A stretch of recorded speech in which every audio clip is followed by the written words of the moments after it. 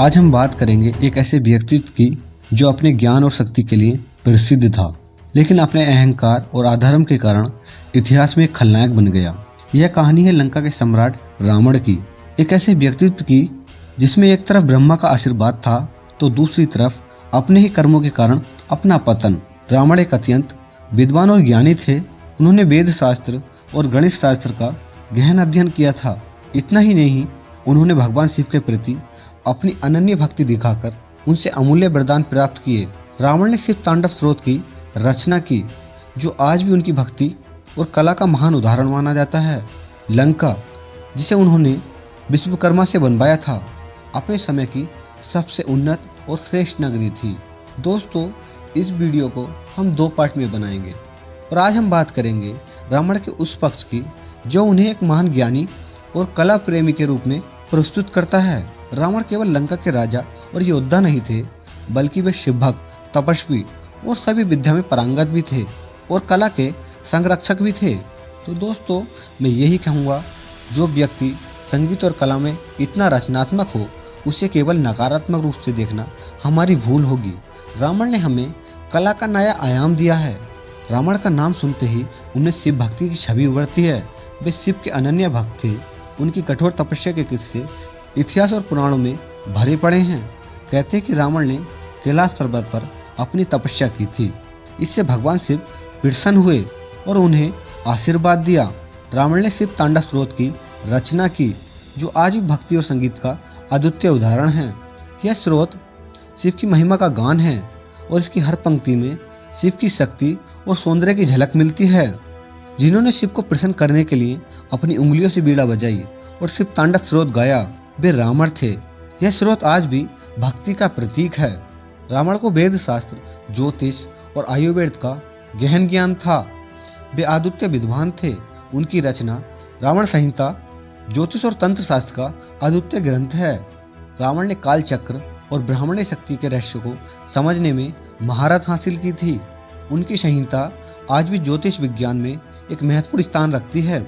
इसके माध्यम से उन्होंने ग्रह के प्रभाव, यज्ञ विधि और आध्यात्मिक शक्तियों के उपयोग को समझाया।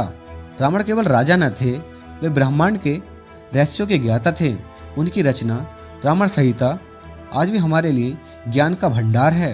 रावण संगीत और कला के उपासक थे। कहा जाता है, वीणा का आविष्कार भी रावण ने ही किया था। उन्होंने इसे रुद्र वीणा का नाम दिया, जो शिव से प्रेरित थी। उनकी वीणा से निकले स्वर न केवल संगीत का प्रतीक थे, बल्कि भक्ति और साधना का माध्यम भी थे। वे केवल संगीत तक सीमित नहीं थे। रावण ने नृत्य कला और साहित्य में भी योगदान दिया। उनका कला के प्रति प्रेम उनकी रचनाओं और उनके जीवन में झलकता है। जैसे मैं पहले ही बता चुका हूँ, जो व्यक्ति संगीत और कला में इतना रचनात्मक हो, उसे केवल नकारात्मक रूप से देखना हमारी भूल होगी। रावण ने हमें कला का एक नया आयाम दिया है। रावण का व्यक्तित्व एक अद्वितीय संतुलन था। एक ओर वे एक योद्धा थे तो दूसरी तरफ एक महान विद्वान और कलाकार। हमें उनके ज्ञान, भक्ति और कला प्रेम से प्रेरणा लेनी चाहिए। रावण के ज्ञान और उनकी कला की विरासत को समझना उन्हें केवल राक्षस रूप में देखने से कहीं अधिक है। दोस्तों, रावण को प्राचीन इतिहास और पुराणों में एक शक्तिशाली विद्वान और शिव भक्त के रूप में जाना जाता है, लेकिन उनकी महानता पर उनका अहंकार भारी पड़ गया। आज हम रावण के अहंकार के उन पहलुओं पर चर्चा करेंगे जिन्होंने उनके विनाश की कहानी लिखी। रावण को ब्रह्मा जी से अमर तत्व का वरदान मिला था। इस वरदान ने उनमें यह विश्वास पैदा कर दिया कि उन्हें कोई पराजित नहीं कर सकता। रावण ने मनुष्य और बानरों को तुच्छ समझा। उनका मानना था कि ये प्राणी उनके लिए कभी खतरा नहीं बन सकते। यही सोच उनका सबसे बड़ा भ्रम साबित हुई। जब शक्ति का अहंकार व्यक्ति को यह यकीन दिला दे कि उसे कोई नहीं हरा सकता, तब अहंकार उसके पतन का कारण बन जाता है। रावण ने भी यही भूल की। रावण का अहंकार केवल शक्ति तक सीमित नहीं था, यह उनके धर्म और मर्यादा को भी तोड़ने लगा। उन्होंने अपने घमंड में सीता का हरण किया। यह न केवल श्री राम के प्रति अनादर था, बल्कि धर्म और नैतिकता के विरुद्ध भी था। रावण ने श्री राम को एक साधारण मनुष्य समझने की भूल की। उनका मानना था कि राम उन्हें कभी पराजित नहीं कर पाएंगे। यही अहंकार उनकी सबसे बड़ी गलती थी। जब रावण ने सीता का हरण किया, तब उसने यह नहीं सोचा कि वह केवल राम को नहीं, बल्कि धर्म को चुनौती दे रहा है। यह उसका अहंकार था जिसने उसे यह कदम उठाने पर मजबूर कर दिया।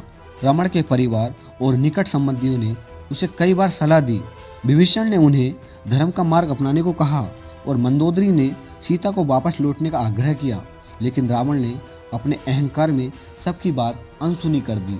उनका अहंकार इतना बढ़ गया कि उन्होंने अपने सगे संबंधियों की बातों को भी महत्व नहीं दिया।